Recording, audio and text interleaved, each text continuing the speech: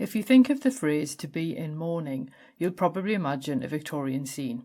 Perhaps a black-clad widow ushers similarly black-clad children to a desolate graveyard in the depths of autumn. Or maybe you picture a grand house, shuttered up against the world that continues outside while life is paused for those inside as they grieve their loss. Clearly, humans have had mourning rituals and customs throughout history. Yet it is the 19th century that captures attention, perhaps through the industrialisation of mourning spearheaded by the Victorians. Such a high degree of buy-in by the public of all classes makes such customs worthy of study by a folklorist. Why did people adopt these beliefs and practices en masse? And crucially, what happened to them? I do obviously mean the beliefs and practices there, not the people. Let's find out in this week's episode of Fabulous Folklore. Hello there and welcome to Fabulous Folklore, the podcast for all things folklore, occult and just a bit weird. I'm your host, Icy Sedgwick, blogger, fantasy author and your guide into these rather mysterious realms.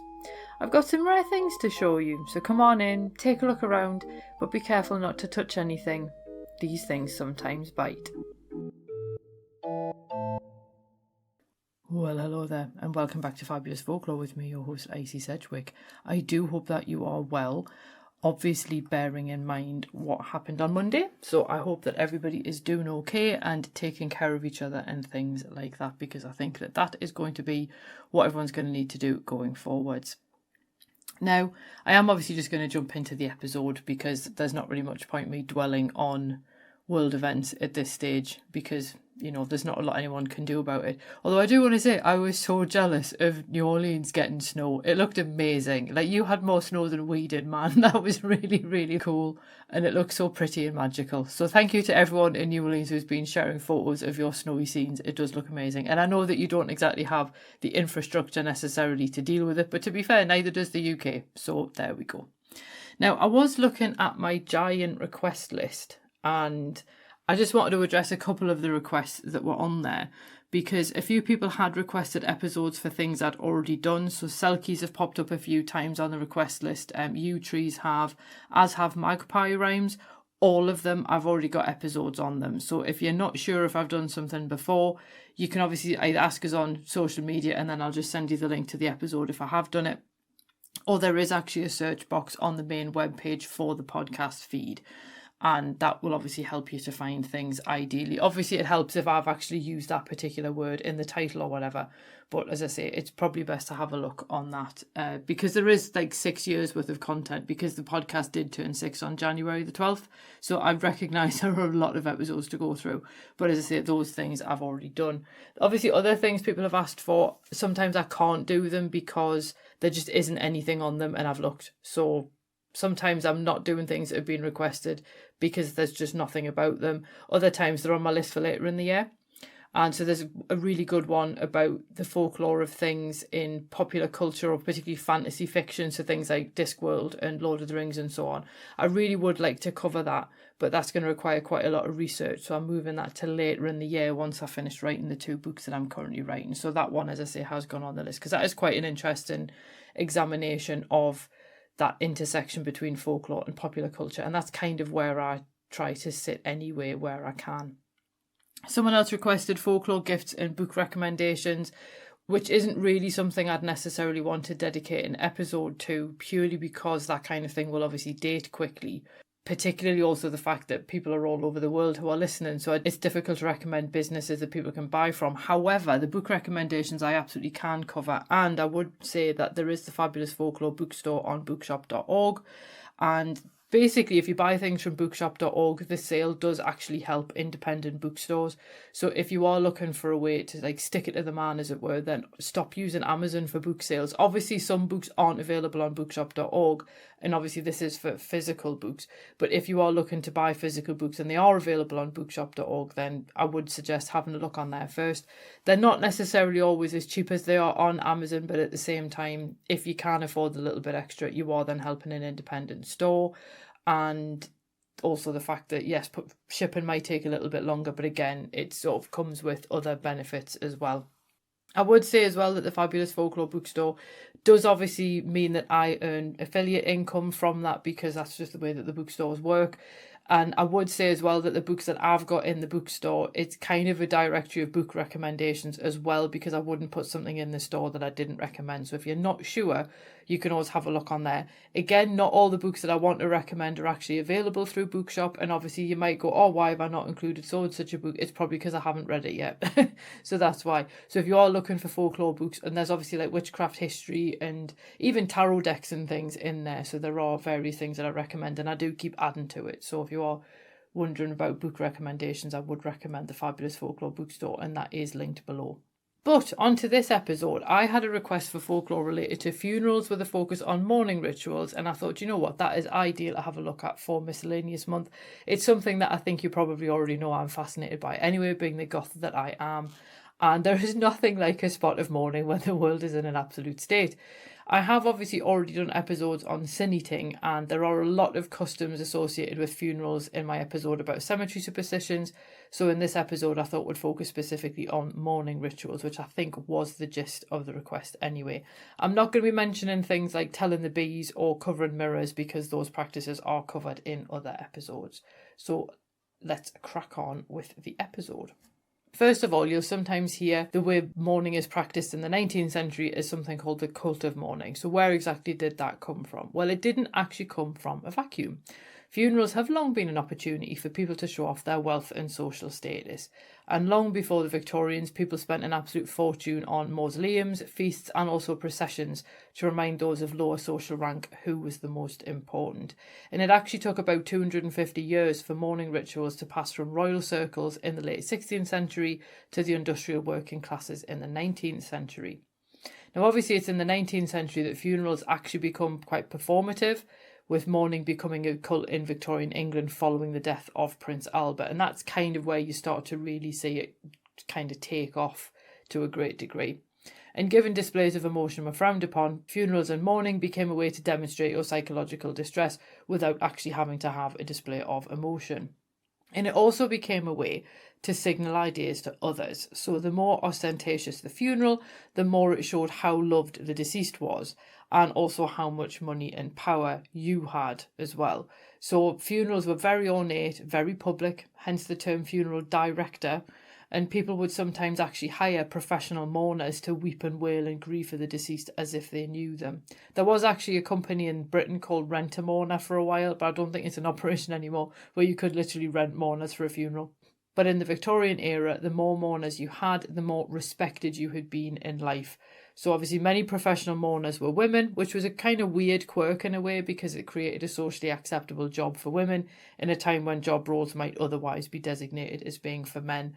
I dare say there's probably a sociological study that could be done about how many of these acceptable job roles for women revolve some way around the death industries, as it were, because you've got your professional mourners, you've got your mediums as well. Maybe that's something that I need to look into. I don't know. But it is interesting how these things related to death become like women's roles. Now, obviously, this idea of having to have lots of mourners and a really over-the-top expensive funeral made class distinctions even more obvious. So the poor would save money all year to be able to put on as decent a funeral as they could, because that would both show their respect, but it would also help them to boost their own social standing. And there was a real fear of what's called the pauper's funeral, because then that would kind of cement your status as a pauper in life if you also had a pauper's funeral as well. Now, this is where we also start to see things like the idea of funeral insurance and so on. And families would actually set aside money to be able to pay for funerals for their children, which creates a really weird irony, because that then impacts their living children, because there's not enough money to go around while they're alive, but there's enough to cover their funeral when they've died. And some people obviously joined burial clubs, which are a bit like insurance unions. And by 1874 in the UK, 2.25 million people belonged to such clubs, some of which also provided sickness benefits as well. And obviously this is well before the welfare state was ever thought of, so that would also be quite beneficial in this era as well. But I should point out that 2.25 million is just the figure using registered clubs. There's no real way to know how many people actually had some form of insurance through more unofficial means. It's also worth pointing out as well that the rituals of mourning actually created entirely new industries as well, which is fascinating, because Birmingham's metal industry actually started to specialise in coffin furniture, and it had done as far back as 1769, and there was over 1,500 people working jet for mourning jewellery in Whitby by 1870.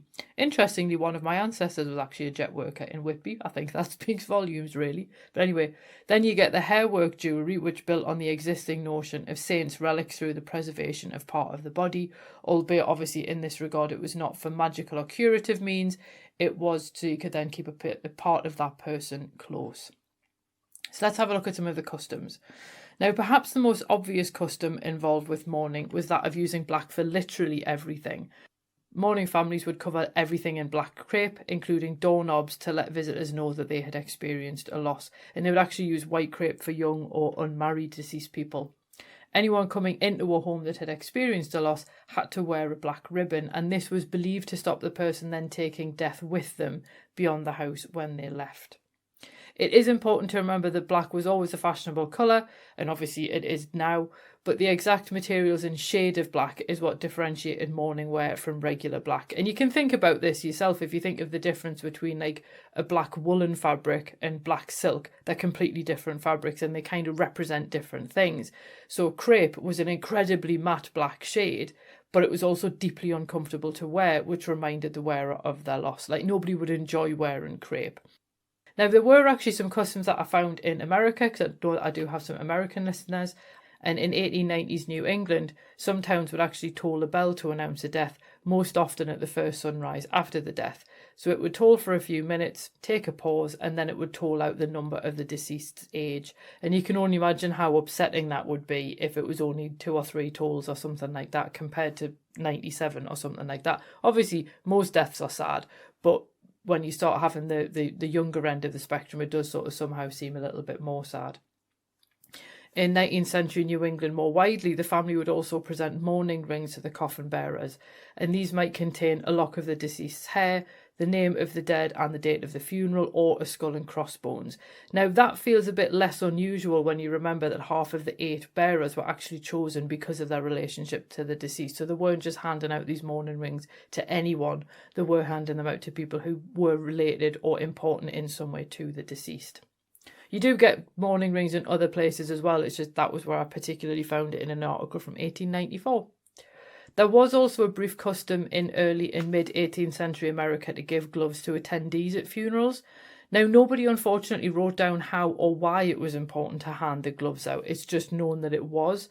And given the ephemeral nature of clothing, only one pair of gloves from 1765 from Connecticut has been identified as being the result of that particular ritual.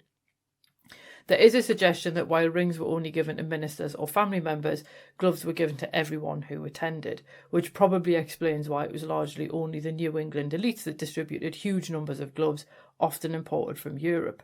The custom died out in the later 18th century, potentially because the wealthy elites were a bit less connected to their communities.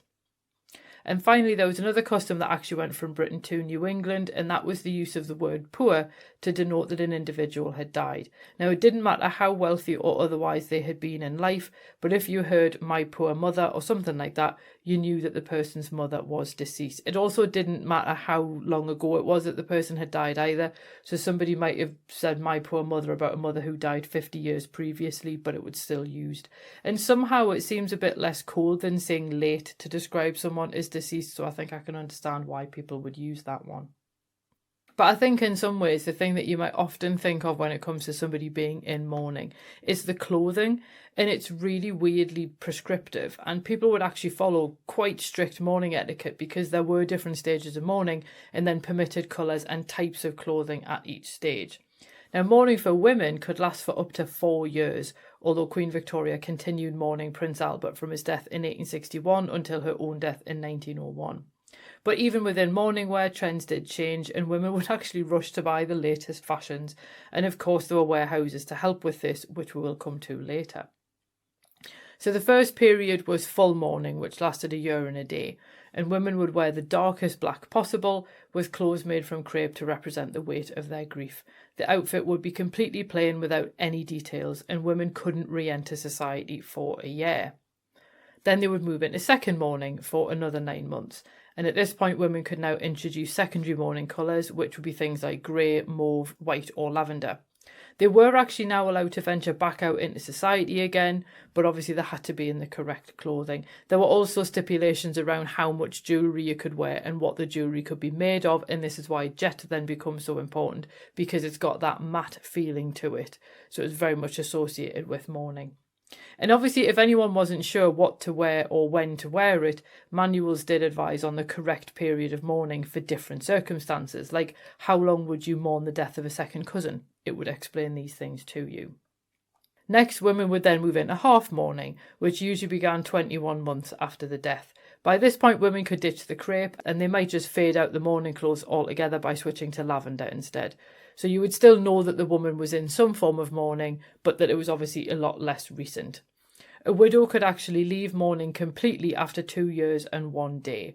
At this point, she would invite friends and relatives to see her, and she could go about her life again. It is worth noting that the period of transition back into society actually had no real time limit, so if you moved out of a phase too early, it was considered disrespectful, and a young widow might be accused of promiscuity. But obviously at the same time, if you wanted to take longer to re-enter society, that was fine. One of the things I came across, and again, I wish I could remember where I read this, but it was the idea that some older widows quite enjoyed the freedom of being a widow because widows had a different sort of place in society compared to unmarried women. So some widows would just stay in mourning for the rest of their lives because it meant that they didn't really have to bother faffing about with men anymore. And I just thought that was really wonderful, that these women might have been left a fortune by their husbands and didn't want to give it up to another man, because obviously that was how the Victorians worked. So they just basically pretended they were still in mourning so that nobody could really bother them. And I just think that was a really interesting thing you would get them doing. But speaking of men, they, on the other hand, had a different set of regulations because, of course, they did. And men would wear black mourning suits for up to 6 months unless they needed to wear a uniform at work, in which case they would just wear a black armband instead. They could also wear a black band on their top hat to signify they were in mourning. But a man could remarry after mourning his late wife for just 6 months. So where you've got all of these prohibitions around women not being able to even see people for like a year or whatever, men would be like, yeah, 6 months have passed on to the next one, and that was deemed perfectly acceptable. It is worth noting that neither men nor women were expected to attend social events during full mourning. And interestingly as well, no one would try to speed a mourner through the grieving process as they sometimes do now.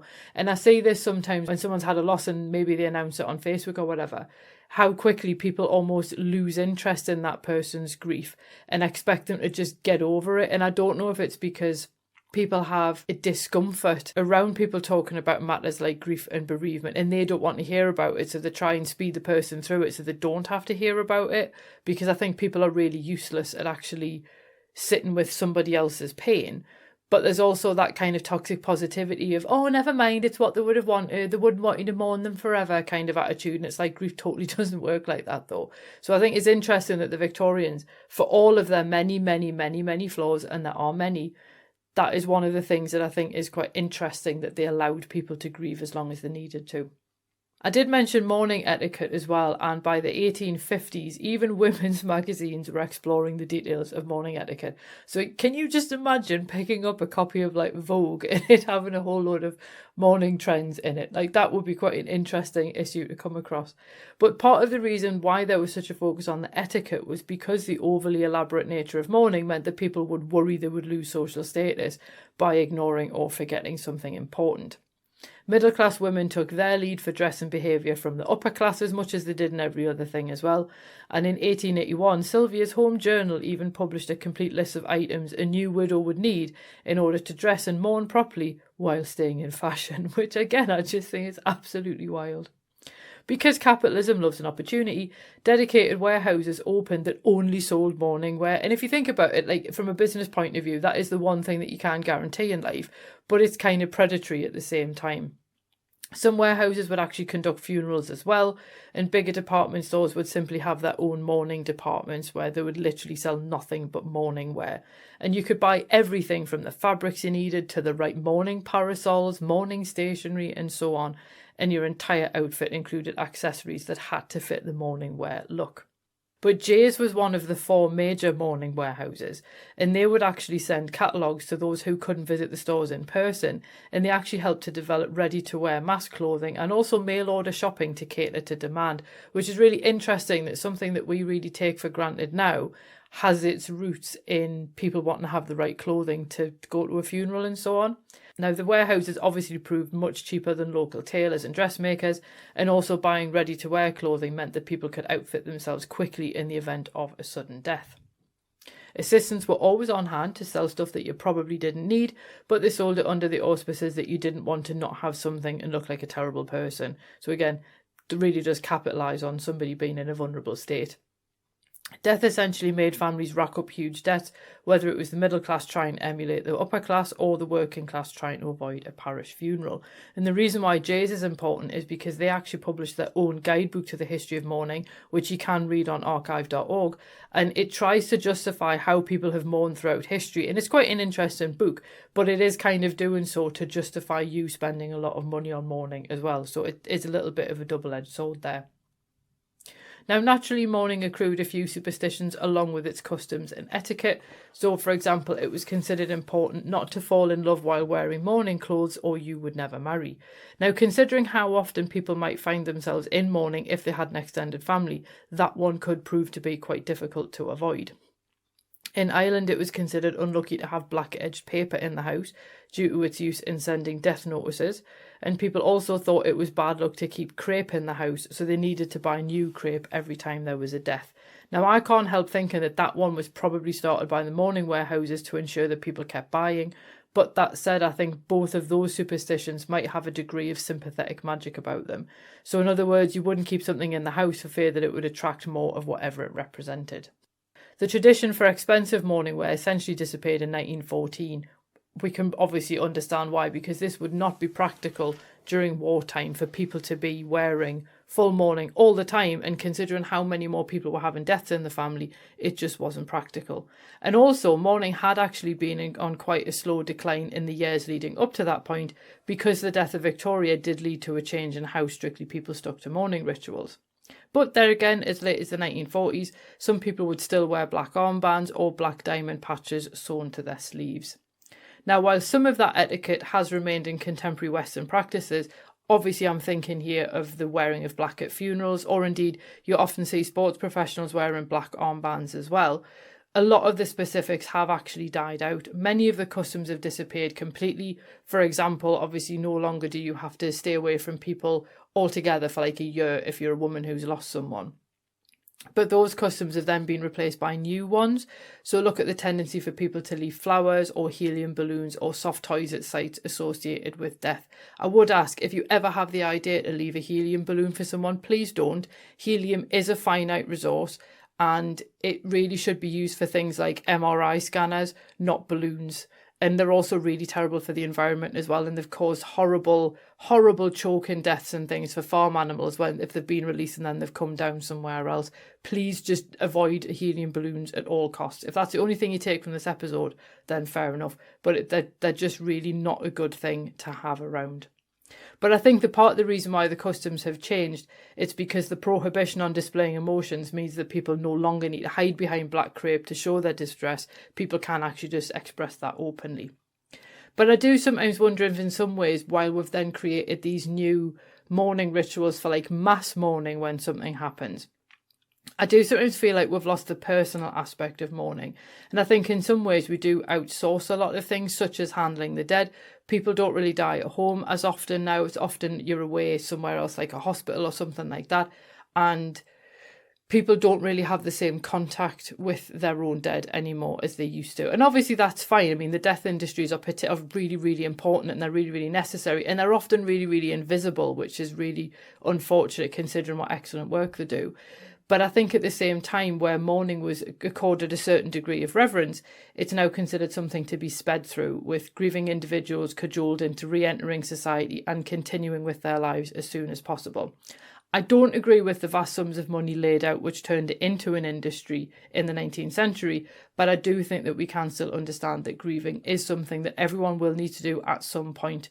The Victorians understood that it took time, and I think that is actually a lesson that we could take from them. If you are listening to this episode and you have suffered a loss, be that a pet, a family member, someone close to you, it doesn't really matter who it is, then obviously my heart goes out to you. Obviously I'm holding space for that grief for you as well, because it is such a horrible thing to sit with, and I don't think humans are supposed to sit with grief like that on their own. I really don't. And when you think about it, lots of other animals actually mourn. It's now been proven that I think elephants definitely do, and I'm pretty sure giraffes do as well. So you sort of think it's not something that's specific to humans. You are allowed to feel sad at a loss, and I think that, as I say, people who try and speed you through that to make themselves comfortable really need to have a word with themselves. I didn't mean to get ranty about that, I really didn't, but I've seen this too often, that somebody's more or less been abandoned by friends and family for not getting on with it quick enough, and I just think that that's really unfortunate. But anyway, that is the folklore of mourning customs and what have you. Next week, we're having a completely and utterly different change of pace, because obviously that's how this podcast works. And we're actually going to return to a theme that I actually mentioned at the end of last year when we're looking at the folklore of animals. So we're going to have a look at the folklore of agricultural animals, beginning with sheep. And we're doing sheep, cows, pigs and goats ideally. And then I have also got a few other themes coming up as well. The person who asked for lich gates, I will be putting those in a future episode as well. So hang tight, that is on the way as well. But anyway, this has gone on a little bit longer because I could talk about this stuff literally for hours, because this is the kind of stuff I find really interesting. But anyway, as I said, I am a goth, so I am allowed. As always, thank you for all the support for the podcast, whether that's buying me a coffee, which it's a bad name, actually. You're buying us books, essentially, which is helpful because it's research materials for the podcast. Thank you to people who have actually signed up to be members through Coffee, so you obviously get the bonus episode as well. Thank you for all of my wonderful patrons who obviously they support at different levels and obviously get different stuff and things like that. So thank you very much to them. And obviously thank you to anyone who's ever reviewed the podcast or just simply recommended it to someone else. It really does help. But anyway, I hope that you have a marvellous week ahead. As always, take care of yourselves and each other. Just borrowing that one from Jerry Springer there. And I will see you next week. Cheerio. Well, thanks for listening, and I hope you enjoyed that episode. If you did, feel free to leave a review wherever you listen to podcasts, because that helps other people find the show too. It also takes between 4 and 6 hours to research, write, record and edit these episodes, so if you want to help support my time in doing that, then you can buy me a coffee, or you can join the Fabulous Folklore family on Patreon and enjoy extra benefits, including exclusive episodes and articles and even illustrated talks. All the links you need are below, and thanks in advance.